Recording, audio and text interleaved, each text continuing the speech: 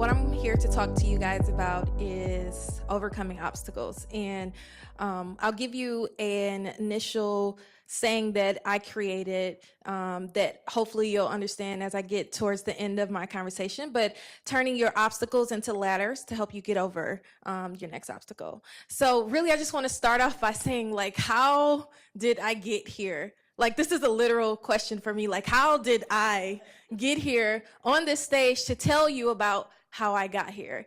Because if I tell you my journey and you listen to it, you would be shocked to see that I'm standing here, because I'm telling you, my life is something straight from a Tyler Perry movie, okay? So like literally from like, oh my God, is she gonna make it to triumph? Hey, this is where I'm standing. But let me start with my journey. So the journey is, I grew up in Detroit, a city of little to no opportunity up until recently. And growing up in the city, realizing the things that you need to go after, in order to get those things, the only way to get it was to get it. That means to hustle by all means necessary. I didn't come from a background where I had like mentors standing on the corner. I didn't see these entrepreneurs doing their thing. The resources were not there, but I knew deep down inside that I always wanted to be something greater than my environment. I knew I wanted to be an entrepreneur because I wanted to lead something. I didn't know what it was going to be. I just knew I wanted to make it happen. But the only thing that was really present within my community, the resources that were there, were the obstacles. So I grew to expect the obstacles. And when these obstacles came, I changed my view of looking at obstacles as obstacles and looked at it as an opportunity to tackle something new. So the first obstacle that really came my way was the day before prom. As a girl, I think there are like two very important days you look forward to. You look forward to prom and your wedding. So the day before prom, I'm supposed to be looking forward to getting my hair done the next day, how I'm gonna pose for my pictures. Like, you're looking forward to graduation, which is a few days away, looking forward to the fall and transitioning from a teenager into a young adult and into a college student. Well, the day before prom, I found out that I was pregnant. With my daughter, Mackenzie, and I had to immediately shift the idea of becoming a young college student who's an adult to becoming a young adult college student who's a mother. And for me, I'm just like, all right, how are we gonna do this? Like, we're gonna figure it out, because I never saw it as like, I knew it would be an obstacle, but I didn't think it would cripple me. So 4 years later, me and my daughter graduated from college, and thank you.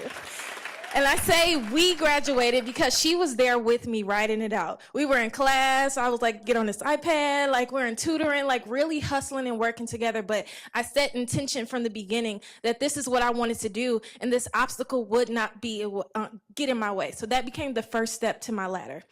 From that point forth, after I graduated, something told me, I was like, I need to go to Chicago. Don't know why, I had never been to Chicago, but I just felt like I was supposed to be here. So I started working hard, putting in intention out there, ended up in Chicago. I landed my first job here.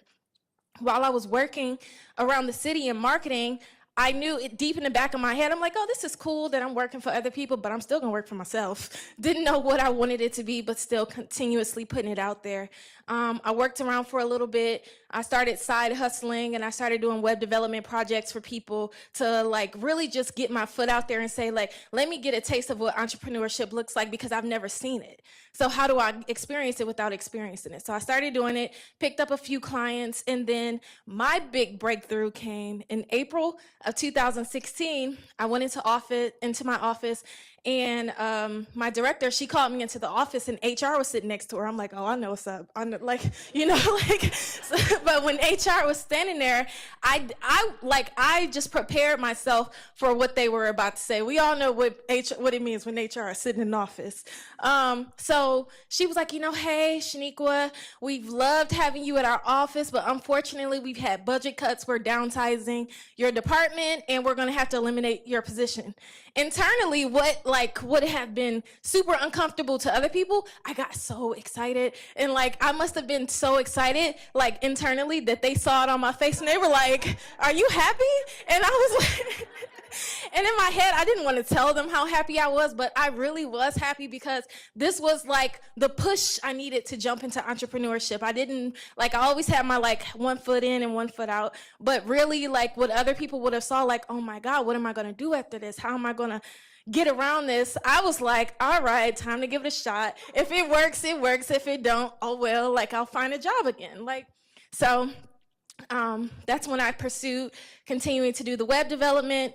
And then a few months later, I was sitting on the floor of a guy that I used to talk to, and I had this great idea come out of nowhere. And I looked at him and I was like, if you give me $20, I'll let you in on this idea. He didn't give me the $20, and we're not together, so he lost out on two great things, okay?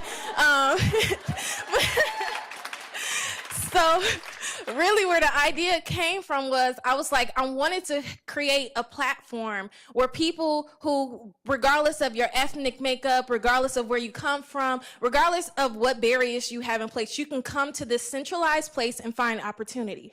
And alternatively, I wanted to create a platform where companies who didn't know how to connect to these people from these like disconnected backgrounds could come and connect with them. So that's where Noirefy was born. I looked up the name Noirefy. Literally, I was just sitting there thinking about different things. I was like, let me see if Noirefy is available. And I looked up Noirefy.com, it was available. I was like, boom, I'm the CEO and founder of a company called Noirefy.